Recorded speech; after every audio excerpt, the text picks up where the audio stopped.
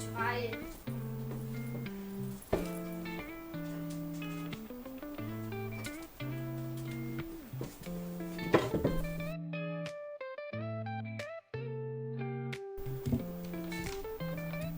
Abrindo Dom Tomás e Vitória, iniciarmos os trabalhos, né, Henrique? Eu não costumo beber nesse horário, mas hoje vou fazer uma exceção.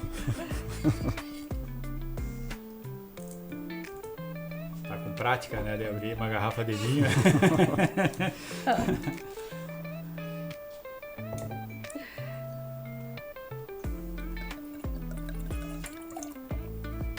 Obrigado.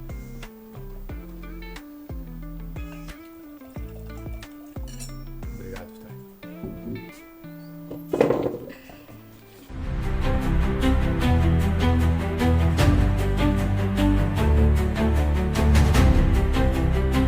Olá, bem-vindos ao Na Estância.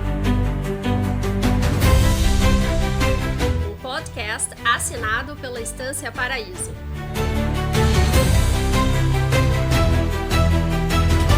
Sou Vitória Mércio e junto com meu irmão Tomás, somos a 10ª geração da família no bioma Pampa.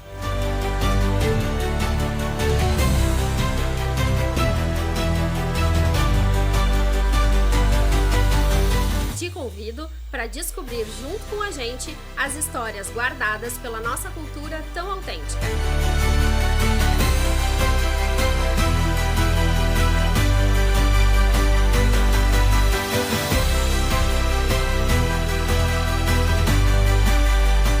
Abre um vinho e te aproxega.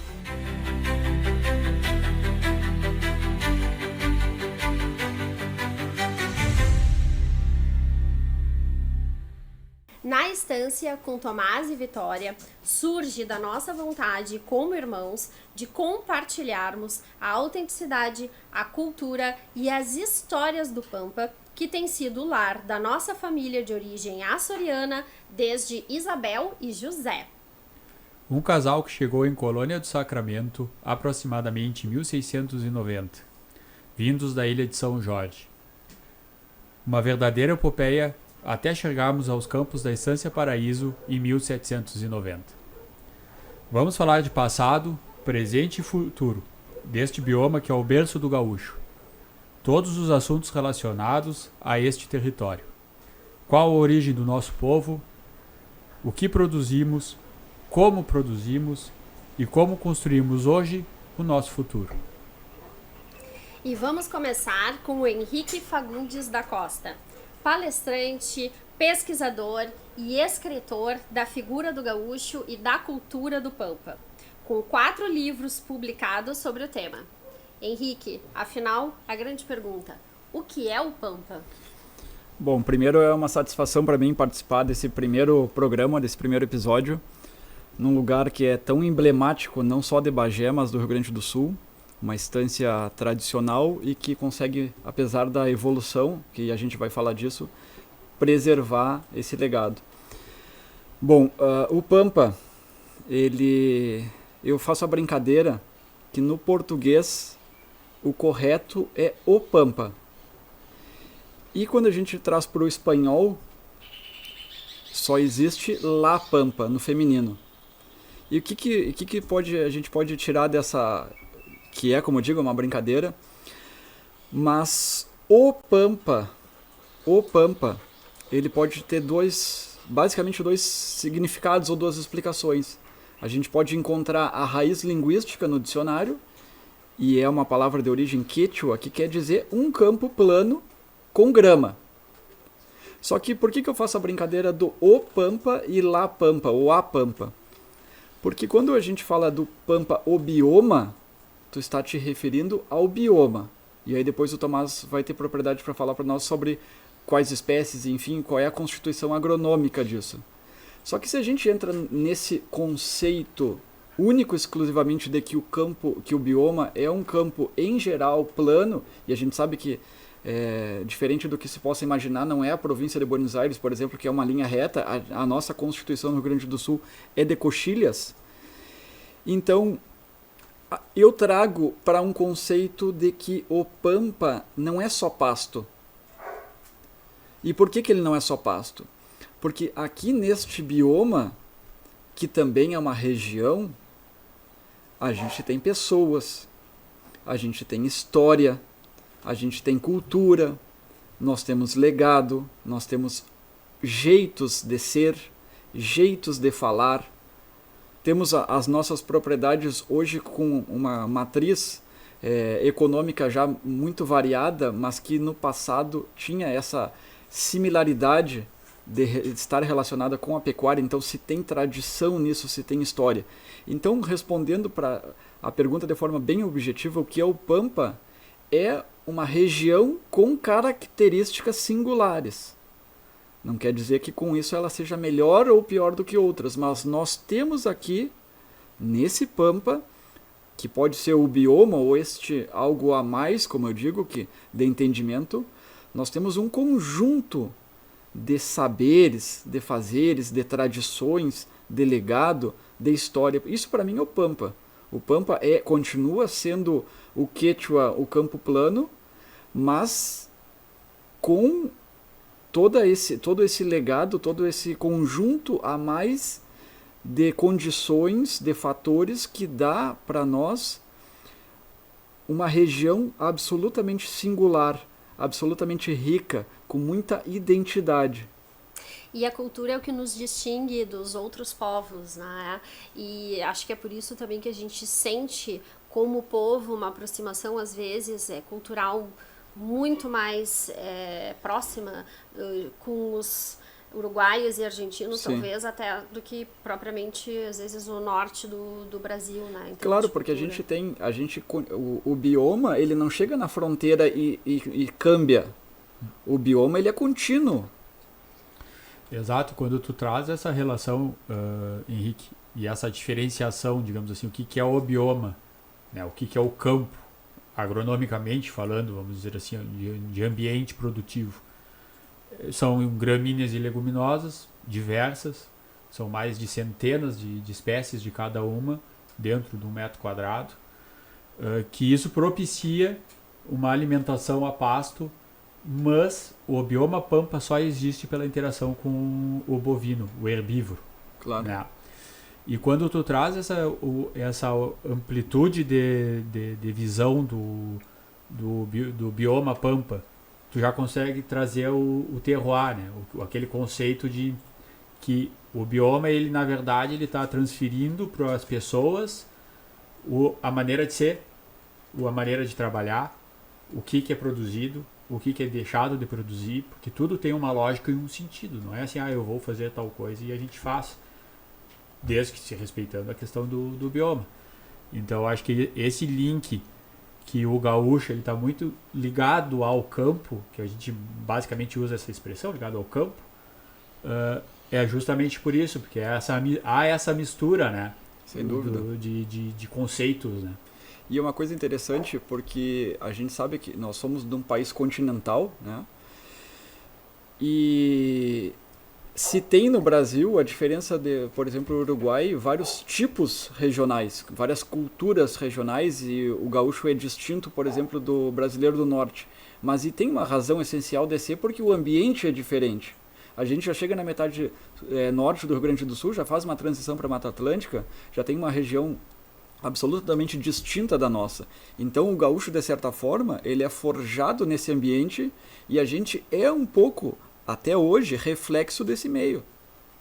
Para mim, basicamente é isso. É um povo de 3 pátrias, então, pode-se dizer. E sim, sem dúvida. E quando a gente fala dessa questão de bioma Pampa, a gente obviamente fala do gaúcho, porque isso está intrinsecamente ligado, e a gente fala de pecuária, porque também isso é uma ligação, é uma conexão que não dá para dividir, né? As 3 coisas, elas dependem uma da outra para existir, pelo menos é o meu entendimento.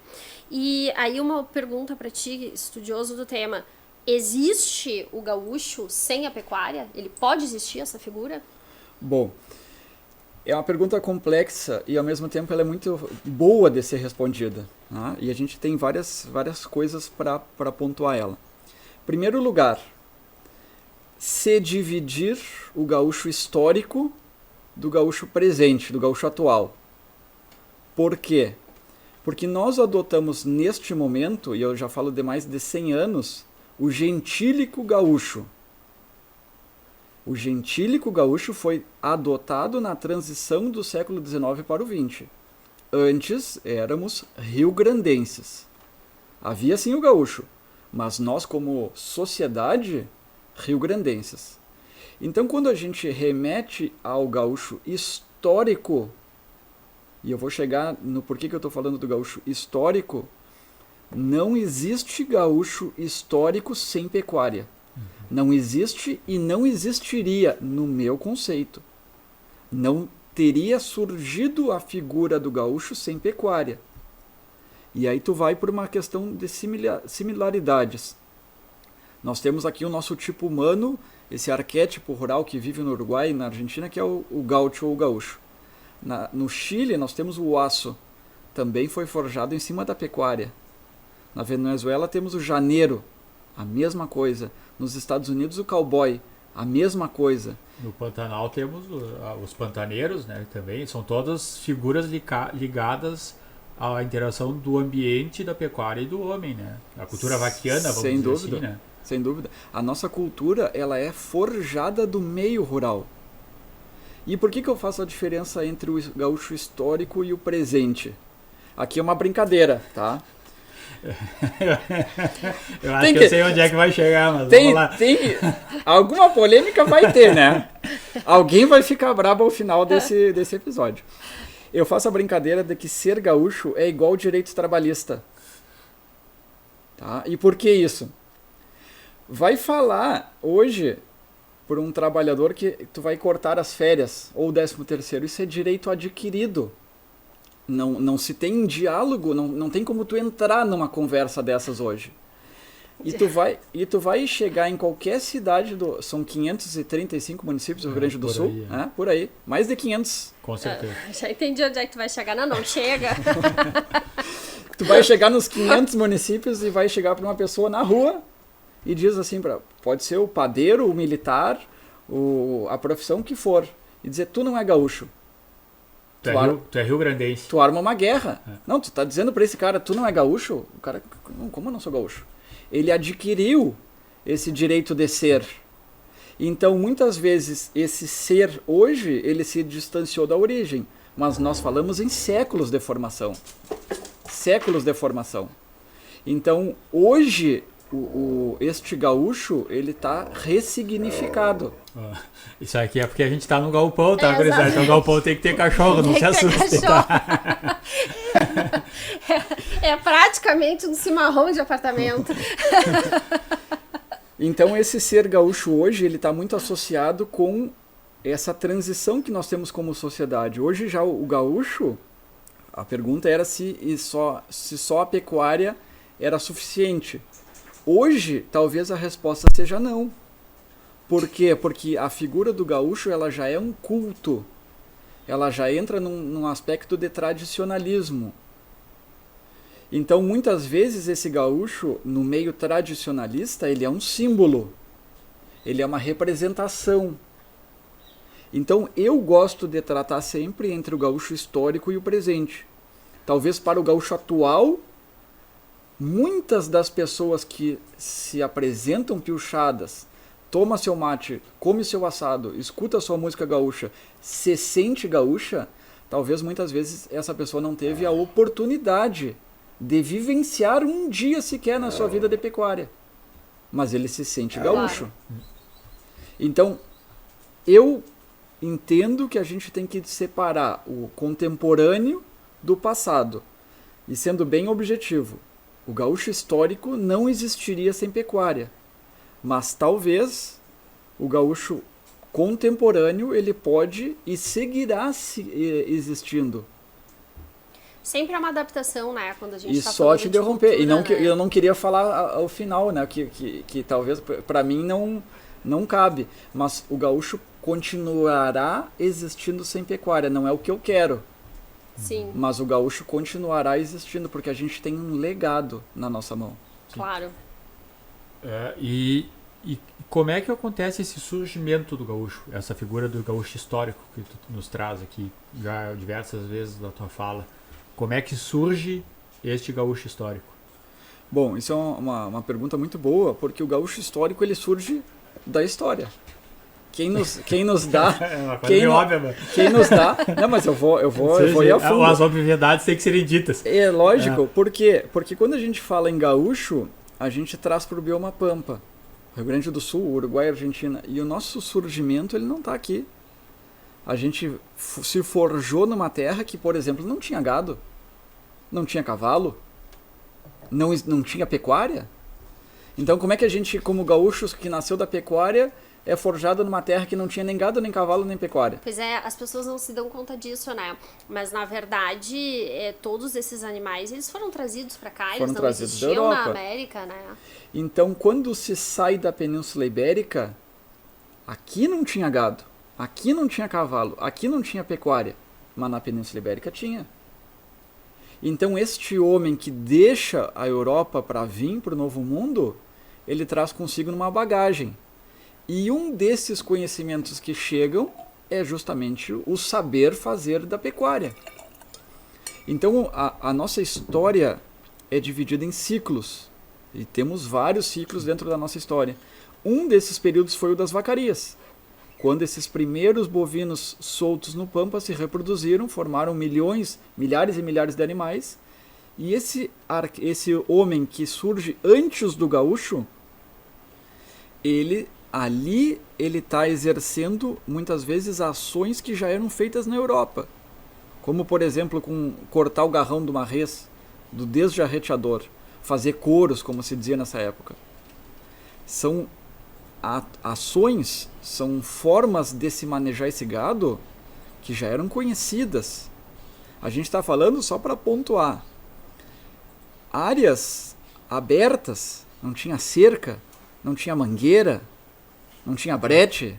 É campo afora, estamos falando do Rio Grande do Sul inteiro. Depois é que vão surgir cercas de pedra, taipas e outros tipos de cercas. Então esse homem que consegue explorar esses animais nessas condições, ele tinha sim uma base, mas ele se adapta.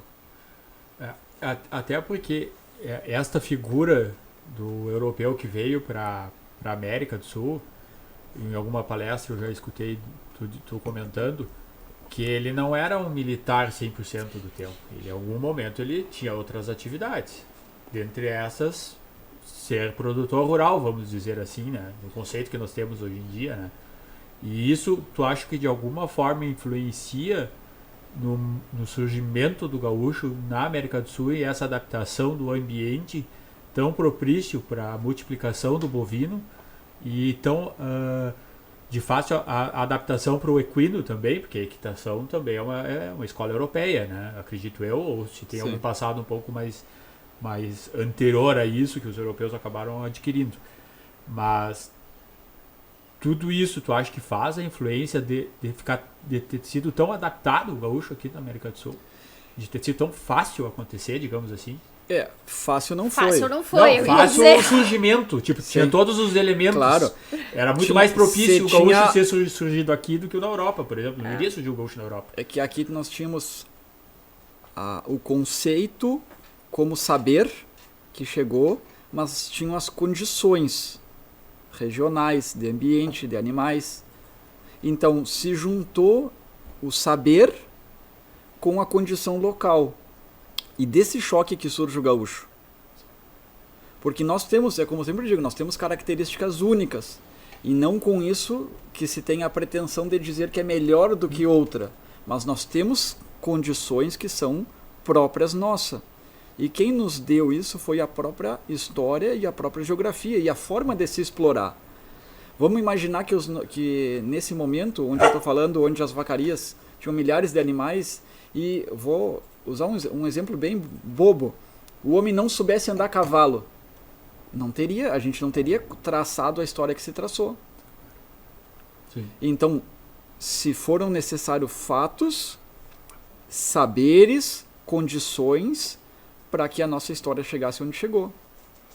E o papel dos indígenas na formação dos gaúchos? Porque a gente está falando muito aqui dos europeus que vieram com esse conhecimento de pecuária e com os animais. E isso é um dos pilares, digamos, da formação desse povo. Mas a gente sabe também que o gaúcho, ele não é gaúcho sem muitos hábitos e sem muitas tradições e sem muitos saberes fazeres indígenas. E onde que entra essa mistura, essa confluência? Muito bem. Eu falava aqui sobre as capacidades e as condições de ambiente. E a gente sabe que essa terra, ela não era despovoada. Ela era povoada pelos povos originários, pelos nativos, pelos indígenas. Algumas das etnias que aqui viviam, algumas das etnias foram praticamente, ou em alguns casos, extintas, porque não aceitaram a dominação europeia. E são capítulos, a nossa história muitas vezes, nem tudo são flores. A gente sabe que temos passagens que são bastante agressivas na nossa história, são violentas. E se viveu período ou períodos violentos.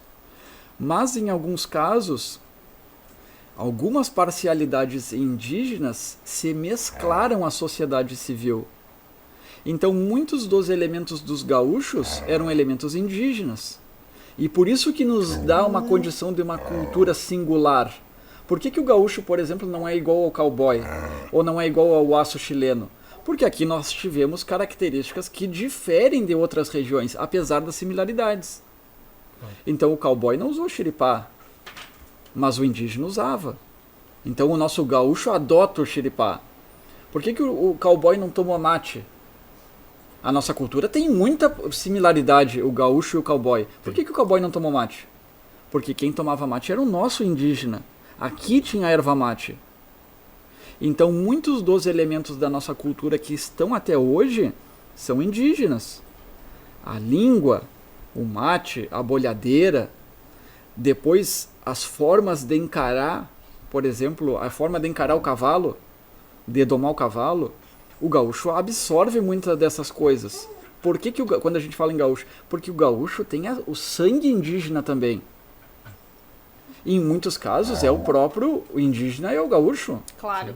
Sim, e aí vem muito com aquilo que tu estavas explicando do gaúcho histórico e do rio-grandense. Porque obviamente que naquela altura nem todo mundo era gaúcho e nem todo mundo queria ser gaúcho. Porque o gaúcho, até a palavra gaúcho, ela tinha uma conotação um pouco depreciativa, inclusive. Claro. Ela vira uma expressão de heroísmo, de positividade muito depois, né? Claro. Só uma casa para trás, quando a gente fala em rio-grandense, a gente está falando, parece que estamos falando de algo à margem de algumas sociedades que aqui viveram. Mas não existe rio-grandense sem o sangue negro, sem sangue indígena, sem o português, sem o espanhol, sem o açoriano. Então, esse rio-grandense é forjado por todas essas sociedades, por todos esses sangues. Depois, quando a gente chega já nesse gaúcho mais forjado, o primeiro, há linhas de entendimento. Existe sim esse gaúcho mal entretenido, como se chamou na Argentina, malhechor, bandido, ladrão de campo. E há o gaúcho soldado da pátria. Claro. Então nós temos como uma questão sociológica essas duas figuras. O bandido, aquele gaúcho sem lei, nem rei, nem Deus. E essa figura que é a figura da independência, no caso da Argentina e do Uruguai, esse soldado farroupilha que está lutando pela sua terra, pela independência. Alguém quer atenção aqui, ó, Henrique. Pode tomar um pouco de vinho Vamos também, trazer... tá falando demais. Pode, fica à vontade. Alguém quer participar também do episódio, né, Hormiga? Mas eu acho que todas as culturas têm essa figura dual da pessoa de bem, da pessoa não tão boa assim, não uma pessoa má, entendeu? Claro. Eu acho que todas as sociedades, independente de onde ela está inserida, ela tem esse... porque é do ser humano, né? Enfim, acho que as pessoas que vão nos escutar são maduras o suficiente para entender o que a gente está dizendo, né? E essa evolução do gaúcho, como é que ela se deu depois desse gaúcho histórico, essa introdução dele no bioma Pampa, digamos, da bioma Pampa, onde eu estou me referindo, eu leio assim, Brasil, Uruguai e Argentina, tá? O posterior passo, como é que foi essa figura que não era tão bem vista? Teve um processo de romantização ou foi uma coisa que o ambiente mostrou o valor daquele personagem dentro da sociedade? Bom, a própria sociedade foi evoluindo. Porque quando a gente começou lá nos 1500 na conquista. Em 1500 não existia a cidade de Buenos Aires, não existia a cidade de Montevidéu, não existia Rio Grande, não existiam as cidades no Rio Grande do Sul. Então, tudo se foi evoluindo ou se modificando. E a figura sociológica do gaúcho, ela vai... Tá aí. Tá embaixo do banco a dona Hormiga. Essa figura, ela vai sendo evoluindo com a sociedade. Então, no momento onde o gaúcho, ou como o Fernando Assunção, um grande pesquisador uruguaio, chamava o pré-gaúcho, nesse momento onde os xangadores estão nas vacarias, nesse momento, por que ele tira só couro? Porque não existia um meio de aproveitar a carne. Então, esse período durou 200 anos, em que a própria sociedade está evoluindo. As cidades estão se construindo, o comércio se estabilizando, os países aqui do Prata se tornando independentes. Então, o gaúcho ele é uma figura que acompanha a evolução da sociedade, por isso que ele tem vários períodos. Então, quando a gente está falando nesse momento, a gente ainda não está falando na estância, aqui a gente está no galpão da estância. Isso foi surgir numa fase posterior. Claro. Na verdade, claro. Até quando eu digo assim, quando a gente conta a história, né, da família que vem pra cá, a gente tem toda a documentação da família saindo de Colônia de Sacramento, a gente sabe que eles chegam lá por volta de 1690 e era um casal onde só tem nome, não existe sobrenome, né, era a Isabel e o José. Eu acho que na época não precisava nem sobrenome, né, porque era tão pouca gente. Tão pouca gente, e eles vêm depois pelo litoral, não foi pelo Pampa em si, vão até Rio Grande, Rio Pardo, eles descem para essa região de Bagé, que na época não era nem Bagé, eram campos neutrais entre Portugal e Espanha, porque existia sempre aquela tensão. E essas incursões na região de Bagé, dessas famílias de açoriano, que obviamente a nossa não foi a única, existem registros de que Bagé já era povoada por famílias de açorianos antes da fundação da cidade, que foi em 1811 por Dom Diogo de Souza, mas eles vinham justamente fazendo isso. Eles vinham como xangadores, né? Eles desciam ali de Rio Pardo, vinham para cá e aí eles pegavam o couro, pegavam então a graxa, e aí eles começaram estabelecendo rincões, e aí eles foram então se fixando na campanha gaúcha, como hoje em dia a gente conhece, né? Porque na verdade a campanha gaúcha era uma terra a ser descoberta, porque a ninguém pertencia. Sim. É interessante o caminho que eles fazem. Por que eles não vieram em linha reta? Porque era um território espanhol, né? Colônia do Sacramento, na margem do Rio da Prata, um entreposto português. Eles fazem um caminho que se chamava Caminho da Praia até Rio Grande. E por que eles vão até Rio Pardo? Caminhos navegáveis na época. Então imagina a dificuldade que seria na época chegar aqui. Uma dificuldade tremenda, não é? Em carreta? Não. Carro de boi, a gente tem a foto. Se chegasse, né? Se chegasse, exato. E as sociedades humanas, elas evoluíram ao longo de rios, né? Se tu for pensar em outros locais, por isso que eu acho que no Brasil é muito visível isso, a colonização se deu do litoral para o interior, né?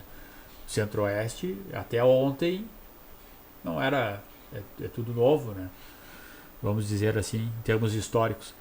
E essa mudança de processos, digamos assim, de tirar o couro e passar a ter a carne como foco, isso faz com que as estâncias surjam? Ou ela é um processo que as estâncias surgiram e daí que veio a carne? Ou é uma consequência, essa fixação? Porque as cidades, elas chamam as pessoas, né? A tendência são os países ficarem menos rurais, né? Então, Como é que você deu isso e a figura do gaúcho nesses momentos? Bom, nós estamos nesse período anterior à estância, né, onde o pré-gaúcho, o xangador, ele vivia correndo atrás do gado alçado. Como é que a gente tem a fixação das primeiras estâncias? No momento, e a gente sabe que a nossa região é uma região de, entre aspas, ou não precisa ser entre aspas, de conflito. Porque a gente tem a transição entre dois impérios no período colonial, o Império Português e o Império Espanhol. Então a gente vive numa região de fronteira. E, no nosso caso aqui em Bagé, uma fronteira sem divisas naturais. Campo contínuo, campo aberto. Então, essas famílias que vieram de Portugal, em alguns casos espanhóis dos Açores, elas vieram povoar uma região que se estava sob disputa. E qual era o conceito português? Portugal é um país menor do que o Rio Grande do Sul.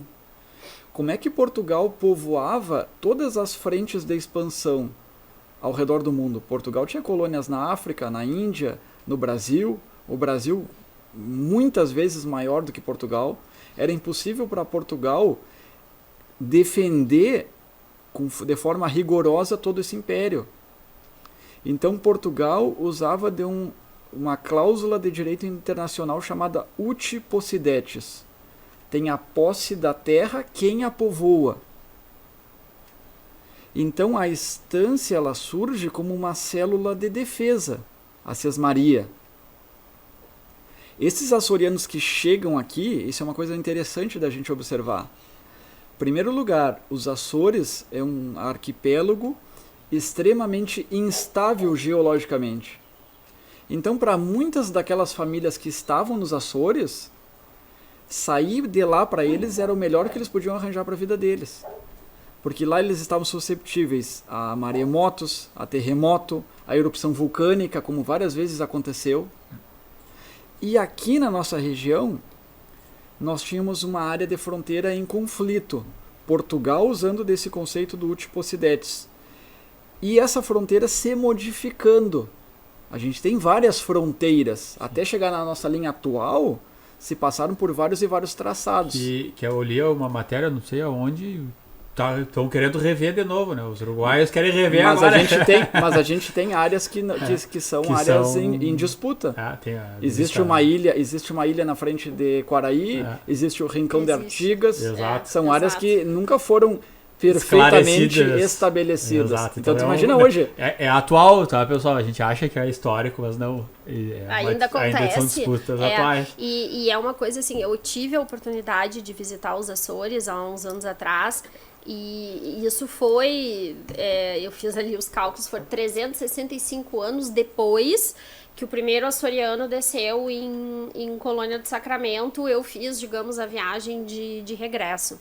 E das 9 ilhas, eu visitei 3, né? Visitei São Miguel, visitei a Terceira e a Ilha de São Jorge, que é da onde a gente saiu. E a gente sabe disso porque isso está no registro da Cúria Metropolitana, dizendo, né? Esse casal chega, então, da Ilha de São Jorge.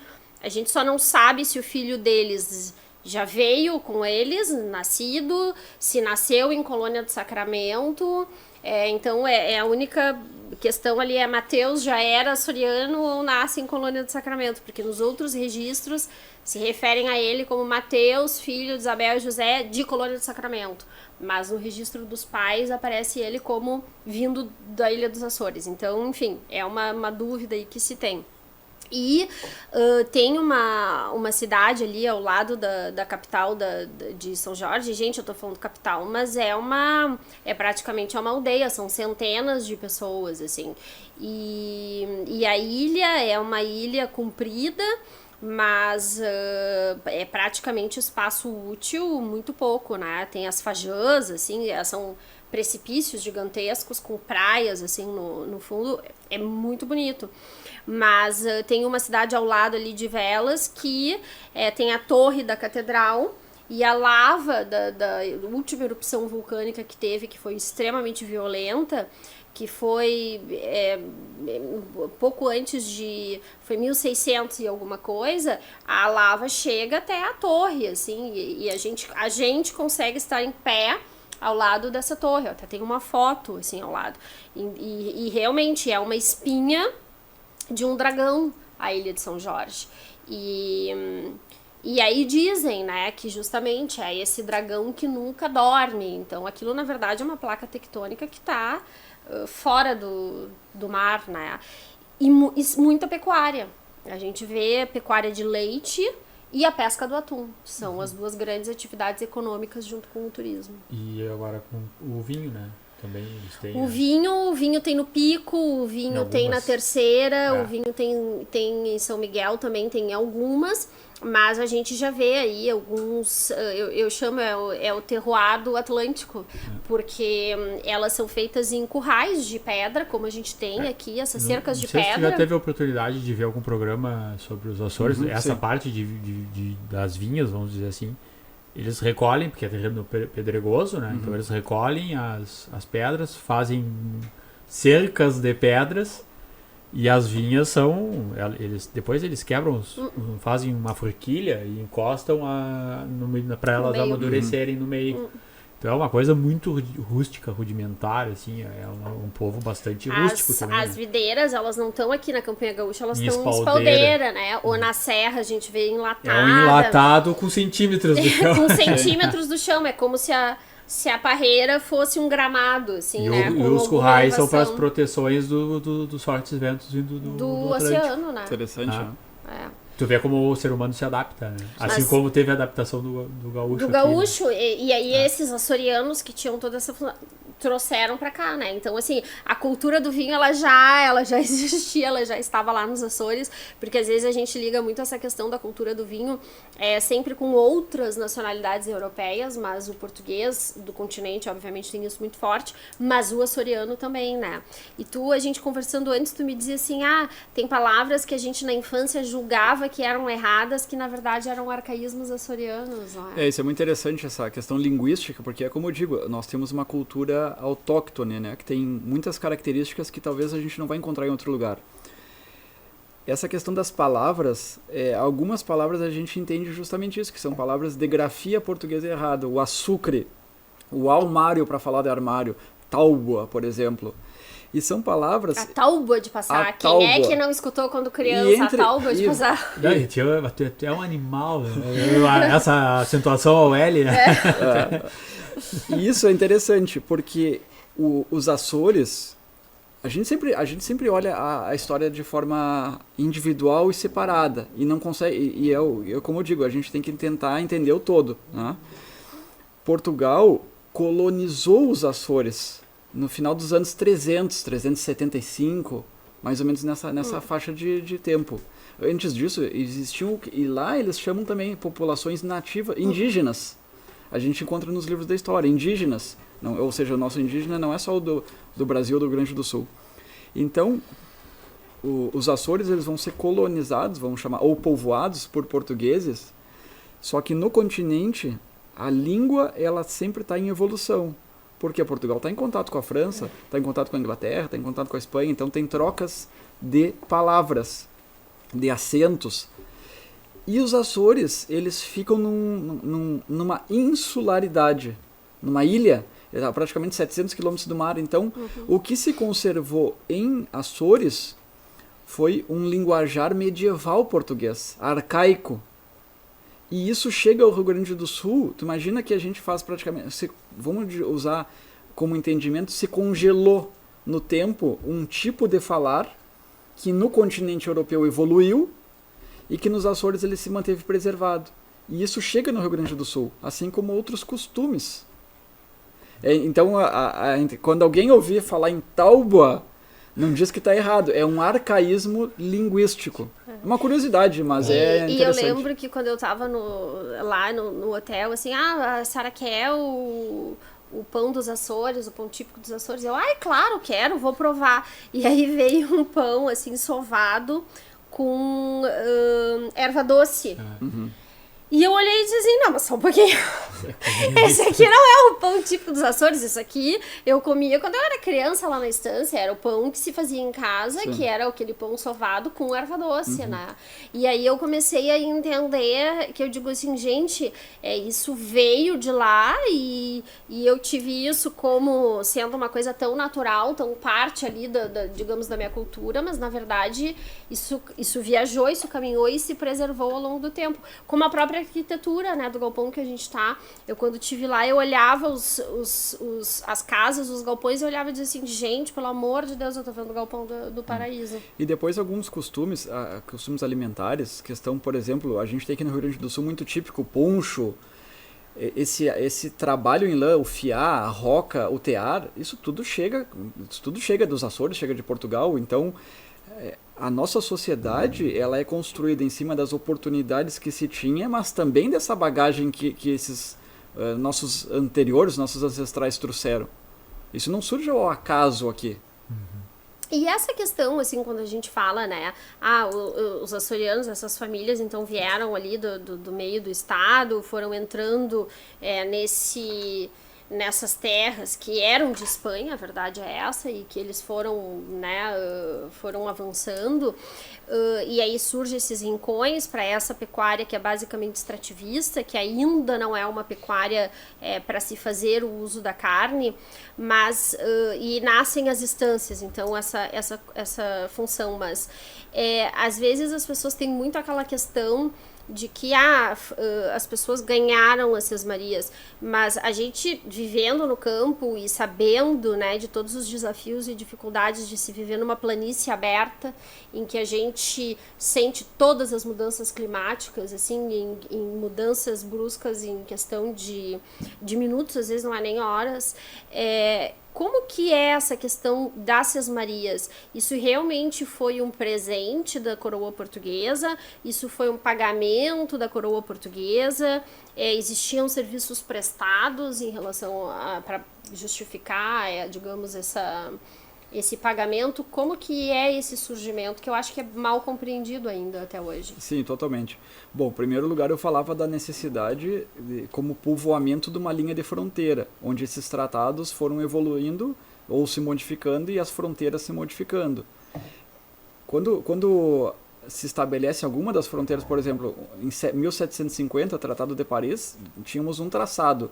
1777, Santo Ildefonso, outro. Algumas populações que viviam em Colônia do Sacramento tiveram que deixar a colônia porque a colônia passa a ser Espanha. Então, a gente está estabelecida lá muitas vezes com 2, 3 gerações, essa terra passa, a cidade de Colônia passa a ser Espanha, essas populações são transferidas para a nossa linha de fronteira. Então, com isso vai surgir a sesmaria. A sesmaria é o embrião da estância. A lei de sesmaria é uma lei medieval portuguesa. Ela não é própria do Rio Grande do Sul. É um sistema imperial português que já era utilizado na Europa. Não. Gente, chega a estar engraçado. Porque não dá pra aparecer aqui, mas a formiga tá embaixo do banco. Não, mas ele já tá incomodando. Não, ela tá, porque ela tá pedindo carinho. Não, acho que não é carinho. Mas tudo bem. Ele até se desconcentrou, coitado dele. Bom, a sesmaria, ela foi um mecanismo português, então, de posse da terra, de defesa da terra. Por quê? Porque quem recebia essa sesmaria tinha a obrigação de defendê-la. Claro. E ao tu defender o território, tu tá defendendo o país.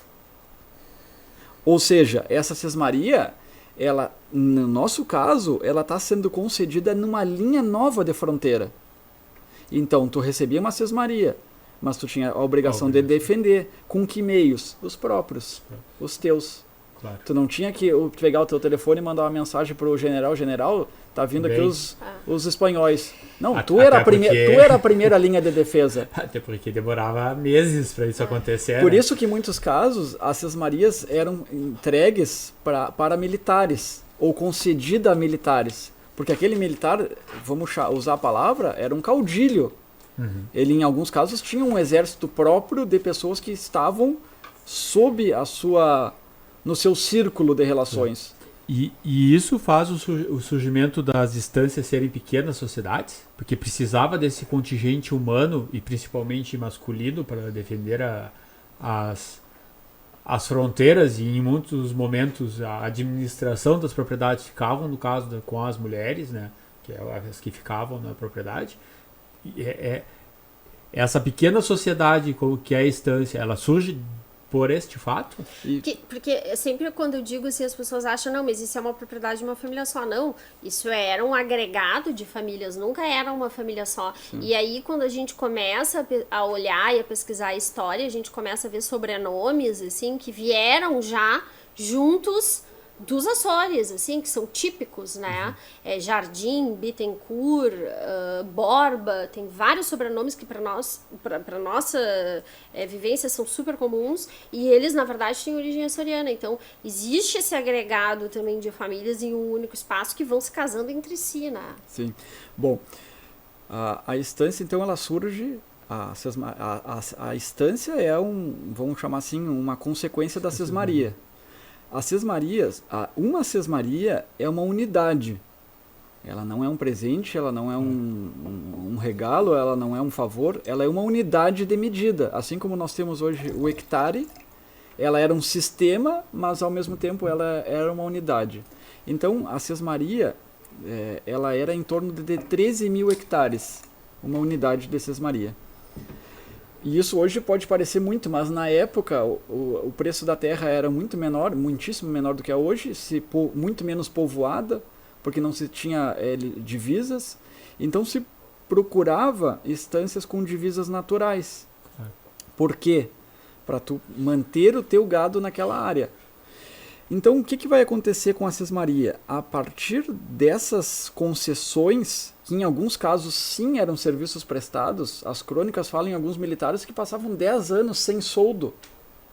Imagina, Portugal não tinha como conquistar o mundo inteiro e ser uma eficiência administrativa de manter todo o exército pago. Então, em alguns casos, a sesmaria era o pagamento por serviços prestados.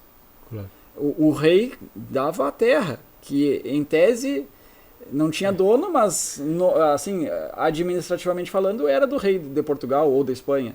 Então ele concedia essa terra em pagamento. Aquele militar, não, eu não quero. Ou ele recebia a sesmaria, ou ele ia ficar, já estava 10 anos sem soldo, poderia passar 30. Claro. Então ele acabava se estabelecendo nessa região e constituindo família. E eu acredito que nem todos esses militares, lá falando em portugueses açorianos, que a sua vontade original fosse constituir família aqui e passar o resto da eternidade vivendo no Rio Grande do Sul. Talvez muitos vieram para lutar uma guerra e achavam que em 6 meses estariam em casa e constituíram família. Então, na sequência dessa concessão de sesmarias pela defesa das fronteiras, a gente vai ter o estabelecimento das estâncias. E o que vai mudar nesse círculo, nessa história, nesse ciclo econômico? Com a chegada das primeiras charqueadas em Pelotas e com o sistema em si do charque, se consegue dar um aproveitamento para a carne, que até então não se tinha um meio tecnológico de conservação dessa carne. Tudo era feito a cavalo. Esse couro que eram feitos, couros, milhares de couros, eles eram transportados até os portos, seja Maldonado, seja Montevidéu, seja Colônia, seja Rio Grande, em carreta. Tu imagina sair aqui da Estância Paraíso e ir de carreta até ou que seja até Rio Grande e levar couro. Carretas e carretas. Então tudo isso eram questões muito trabalhosas. E quando se tem o estabelecimento das charqueadas, aí nós temos o aproveitamento do couro, do sebo, mas também da carne. Então, de um animal que tu só tirava o couro, tu começa a tirar a carne. Ele começa a render mais. A gente entra num ciclo econômico muito mais valorizado. Valorizado, claro, com certeza. E o nosso bisavô dizia, né, pro nosso avô, o Tata dizia pro Mercinho, dizia o seguinte: Mercinho, paga para colocar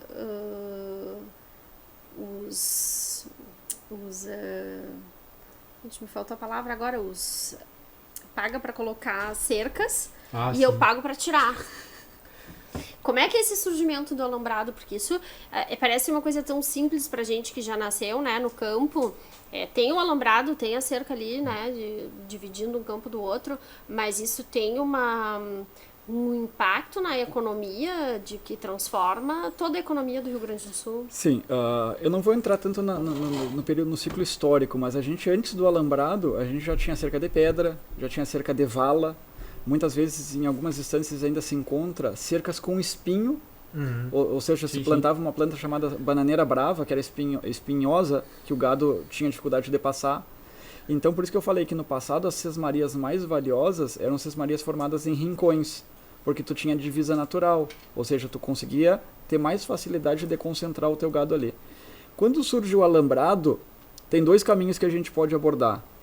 Bom, quando a gente fala alambrado ou aramado, é uma cerca de arame. Quando é que surgiu isso? Histórico, temporalmente.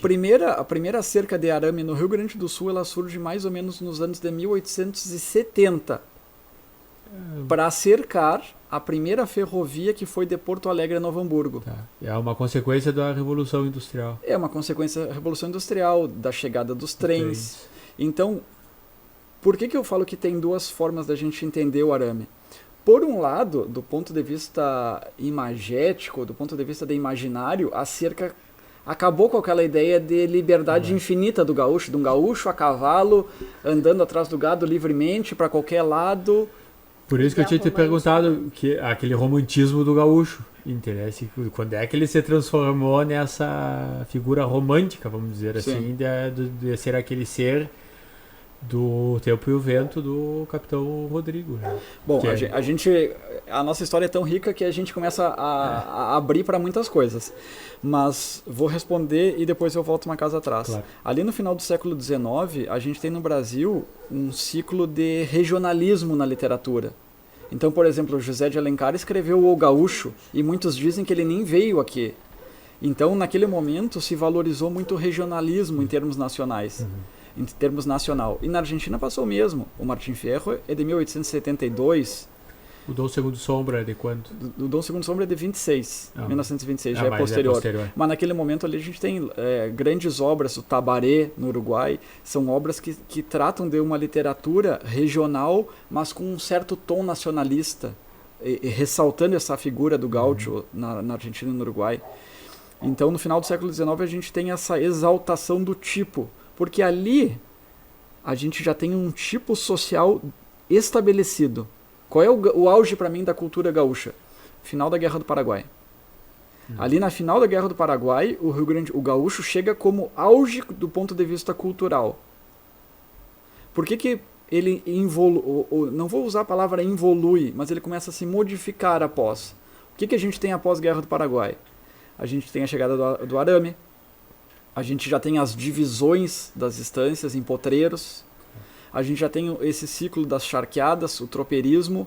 No momento posterior, já a estância estabelecida, o rebanho europeu, a chegada de novas raças, a inseminação artificial depois, a plantação de gramínea artificial de pastagem. Então a gente já vai modificando aquela pecuária que era tradicional e o modo de vida tradicional do gaúcho.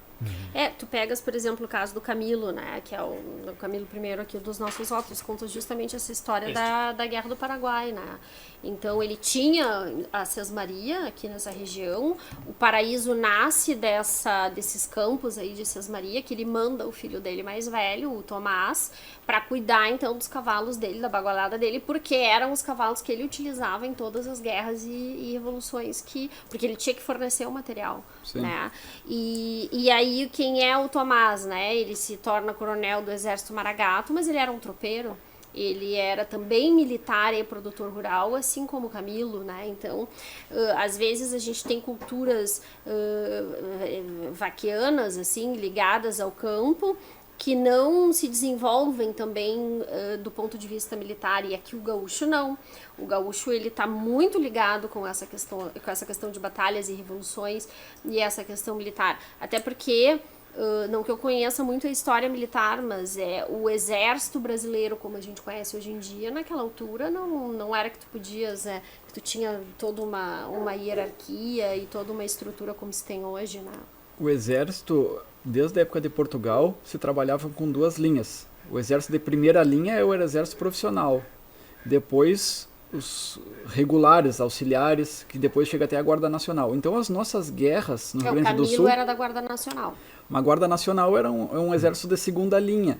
Só que não quer dizer que era inferior do ponto de vista de bravura, mas ele não tinha a formalidade do exército com artilharia, com infantaria, com cavalaria. Ele é não diferente era um militar de carreira. De carreira. Assim. Ele prestava o serviço militar dele na defesa da pátria, do solo.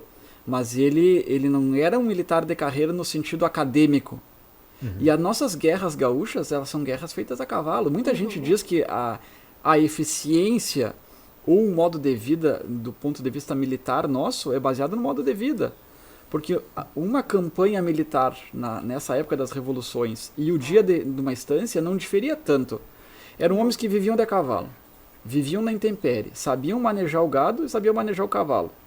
Viviam com a faca na cintura e sangravam uma vaca. E eu acredito que isso seja uma questão assim de uma visão mais fria, mas que degolava uma pessoa com a mesma facilidade que degolava uma vaca para carnear. Então...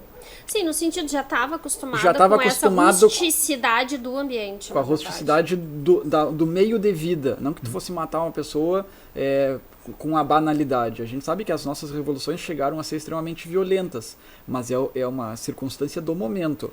Mas essas nossas guerras gaúchas, elas eram uma extensão do modo de vida.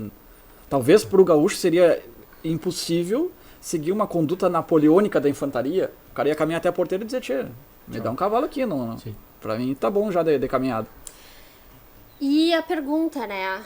A gente, assim, que vive no campo, geração por geração, então tu vai contando a história, a gente vai sabendo fazer as correspondências. Essa foi a época do fulano, do Beltrano, né? E tem as histórias, os causos, mas assim... e a gente já sabe bem qual é o nosso presente, mas e o nosso futuro? O futuro do gaúcho tu já respondeu, talvez seja sem a pecuária, mas e será que isso é possível? Qual é o futuro do gaúcho? Que destino lhe reserva? Essa é uma pergunta muito boa, não sei se eu tenho capacidade para responder. Vamos lá. Nós vivemos um momento de essência, de ter sentimento pelo nosso legado. Só que isso não é uma coisa nossa. Já na transição do século XIX, pessoas se preocupavam com a perda da cultura. Então lá a gente tem, por exemplo, um general Borges Fortes, lá nos 1900, um Elias Regulhos no Uruguai, eles já eram tradicionalistas se preocupando com a perdas de elementos da nossa cultura. E a gente está falando de mais de 100 anos, 120 anos.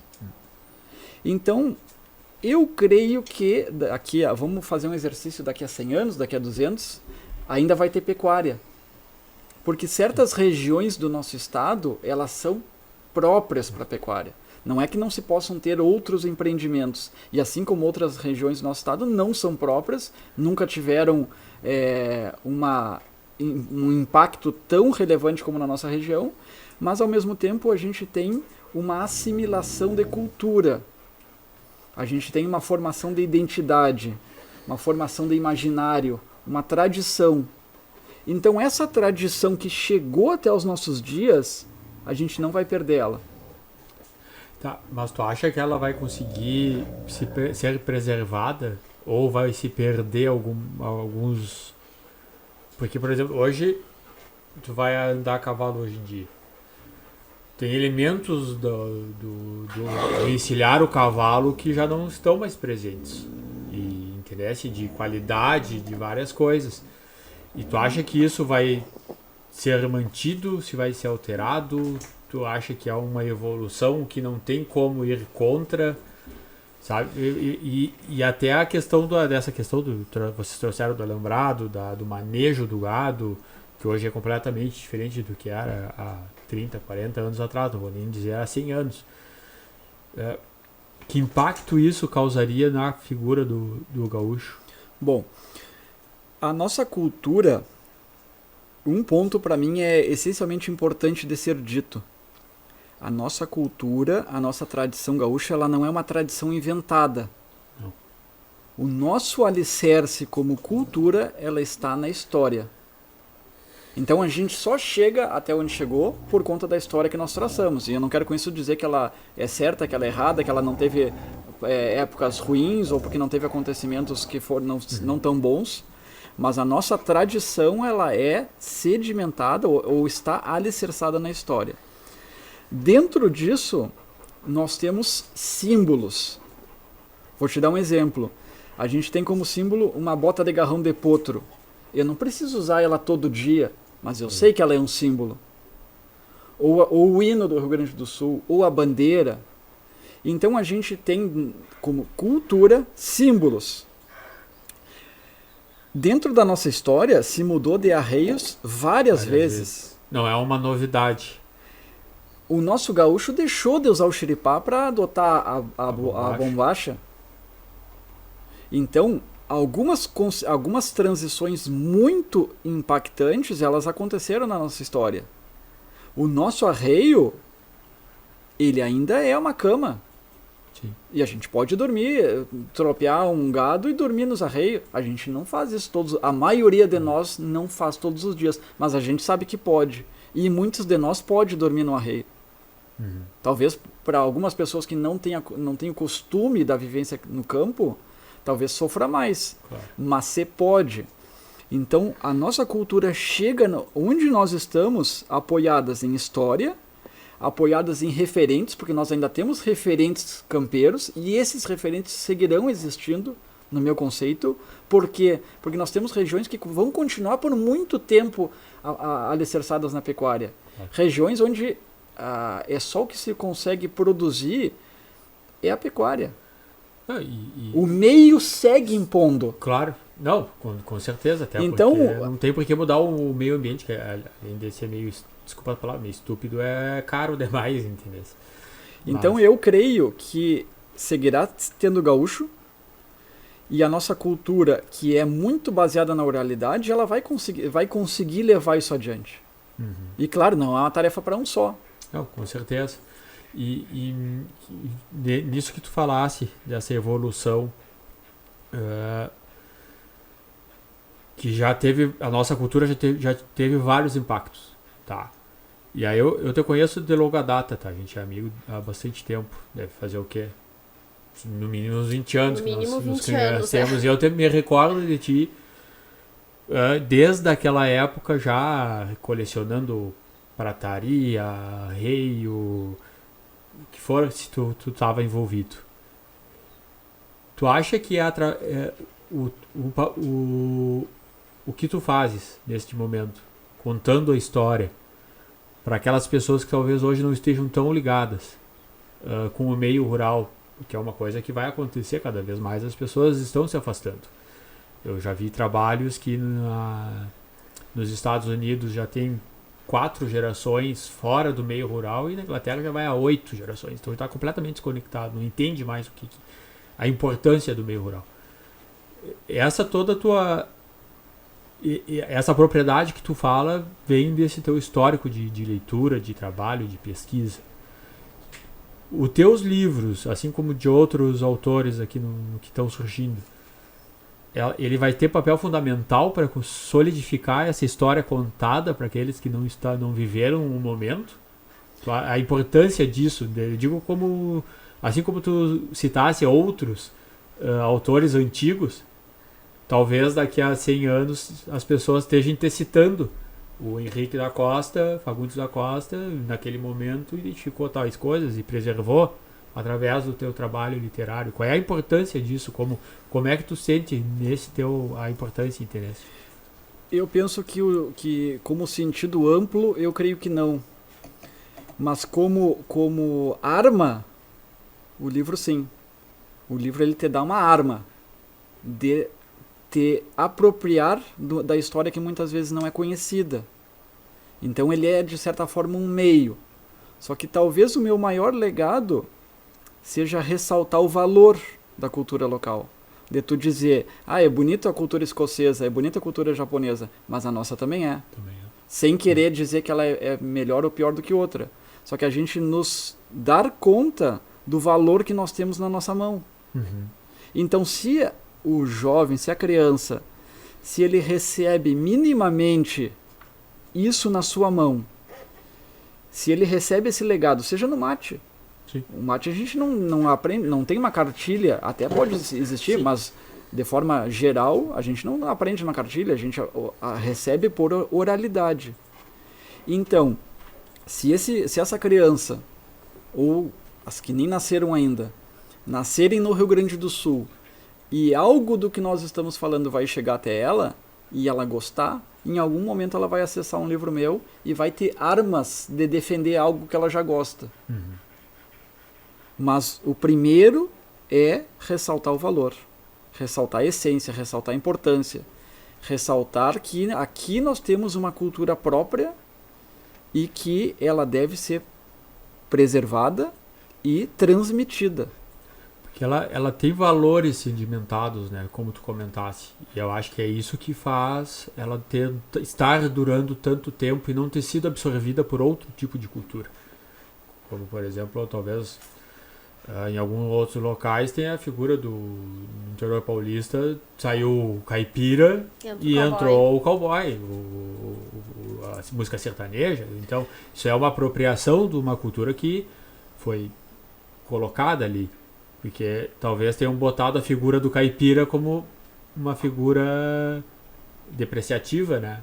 Exatamente. Aí entra um pouquinho do tempero, que é um pouquinho... Vamos com calma. Polêmica, Um pouquinho com calma.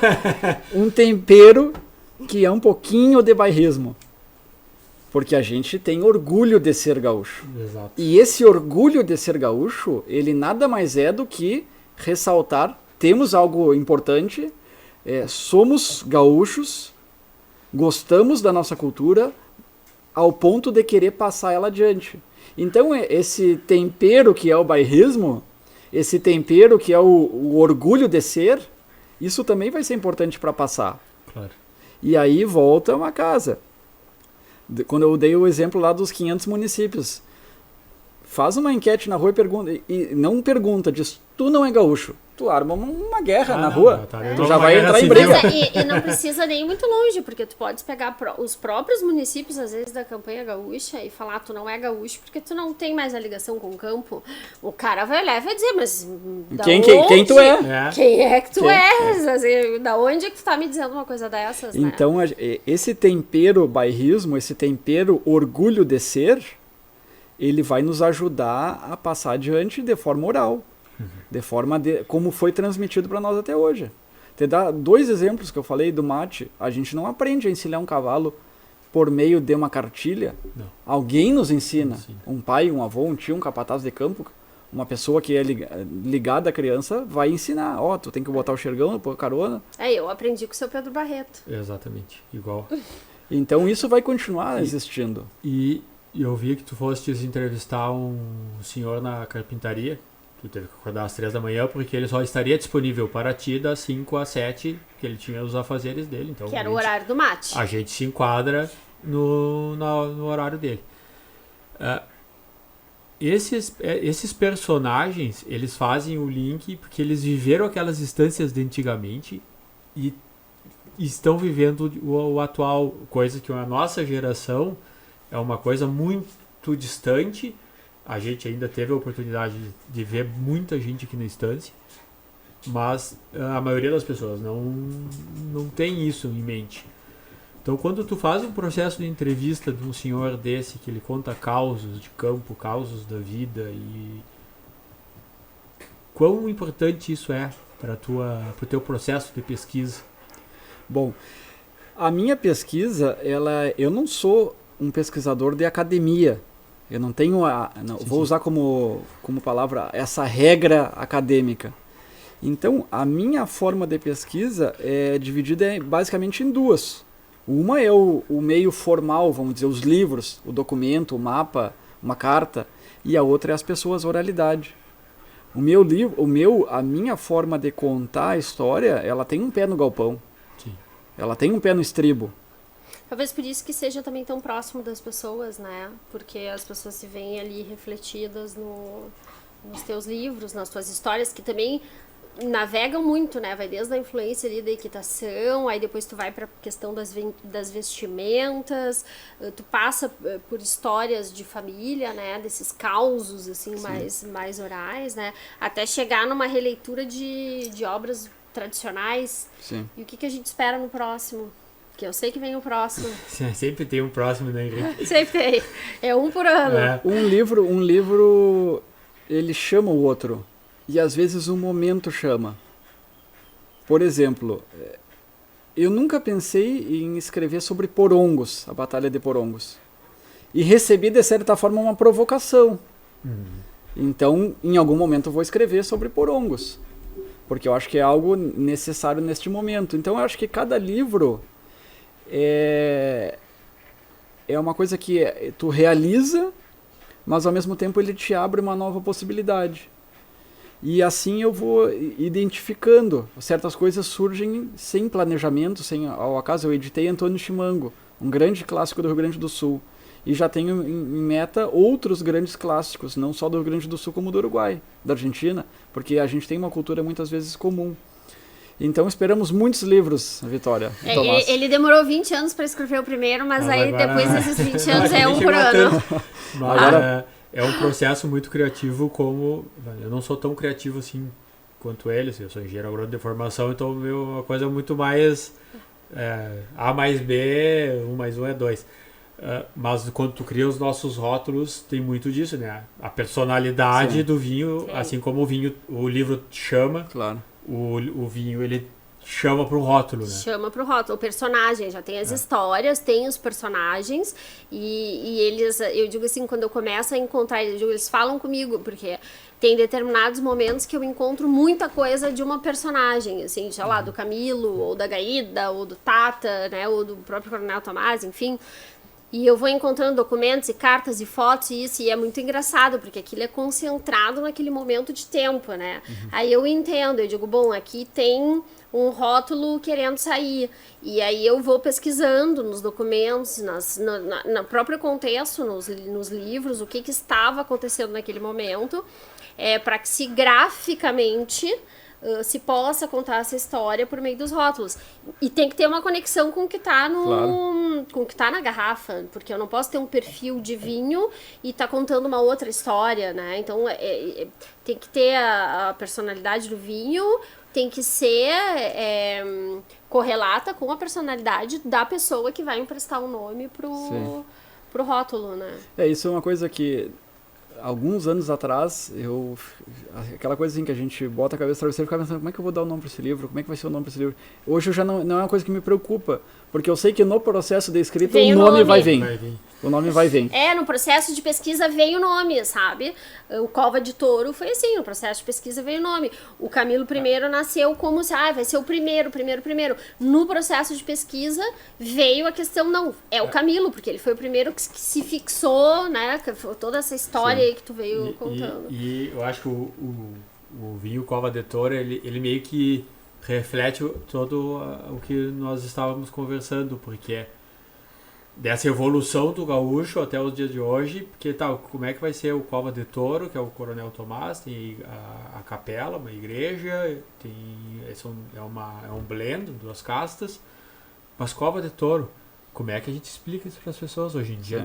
Tu conhece uma cova de touro? Com o manejo do rebanho praticamente não existem mais covas de touro. Sim. Interessa. E aí a gente foi atrás, a gente achou uma, mas a tendência é assumir uma cova de touro. Interessa. E aquilo ali tem todo um simbolismo que na cultura do gaúcho estava muito presente, uma cova de touro, interessa. Sim. E eu acho muito interessante o que vocês conseguem trazer para os rótulos, porque de certa forma é a história do Rio Grande do Sul. A gente tem, no legado de vocês de chegar em Colônia, é um roteiro Érico Veríssimo, né? Tempo e Vento. E sabe de chegar até aqui, né? É bonito porque é quando tu te sente bem na cidade. Eu, pelo menos, já fui várias vezes, eu já fui umas 3, 4 vezes à Colônia. E parece que tu conhece aquele ambiente. A gente se identifica. E tem cidades que tu vai, tá legal, bonito, mas, sabe?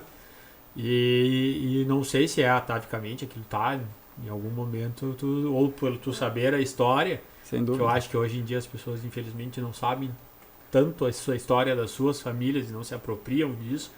De tão bonito que é cada família ter as suas histórias. Ou é esse porém, o cara chega ali, pá, eu sei que em 1690 chegaram aqui, eu sou fruto nós dois somos frutos já de uma mistura com italianos, mas e se não tivessem vindo? Não existiríamos. Se a decisão deles Nem lá paraíso, em 1690 não fosse ter entrado num barco e ter cruzado o Atlântico. Que teve gente que não entrou, né? Sim. Entendeu? Sim. Não estaríamos aqui hoje, entendeu? Então eu também não, porque vocês falaram dos Açores, mas eu também, a minha descendência é muitas linhas açorianas.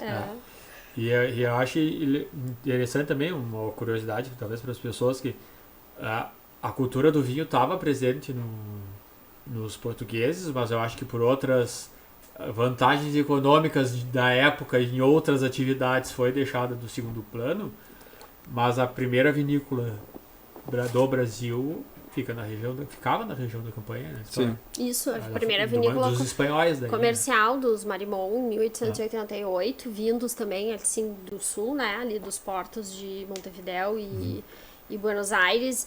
E Bagé é uma cidade muito cosmopolita e a gente tem a primeira associação italiana do Rio Grande do Sul na cidade de Bagé. E a gente tem essa cidade cosmopolita que a gente já está tão acostumado que às vezes não percebe. Mas justamente por isso, porque tinham muitos imigrantes de vários países que iam subindo, desciam em Montevidéu, desciam em Buenos Aires, depois iam subindo, né? E depois, na questão posterior, o trem também, né? Claro. E depois, posteriormente, porque o trem. ali onde é a próxima vinícola era Seival. Exatamente, antigamente chamada Seival. Santa Rosa, Vila de Santa Rosa. Existia uma charqueada e uma estação de trem. Exatamente. Ali no Seival tinha uma agência do Banco Pelotense. Veja tu imagina que na época... Para tu ver a importância econômica. A importância econômica e o desenvolvimento, a riqueza que circulava por aqui, que acabou resultando em uma cultura extremamente rica, né? E agora eu vou convidar vocês para um brinde. Então eu tenho que colocar um pouquinho mais, porque eu acho que... um brinde. O meu tá meio vazio. Até o próximo episódio. E é onde a gente vai continuar aí contando histórias desse bioma pampa, sempre ligadas a tudo que está relacionado às estâncias, seja de pecuária, novas culturas como o próprio vinho, não necessariamente só o vinho, mas a gente pretende aqui também conversar com amigos produtores e trazer esse esclarecimento aí maior para manter a cultura do nosso bioma pampa sempre vivos. Então, eu vou propor um Salud, Salud, Plata e Ganas de Vivir.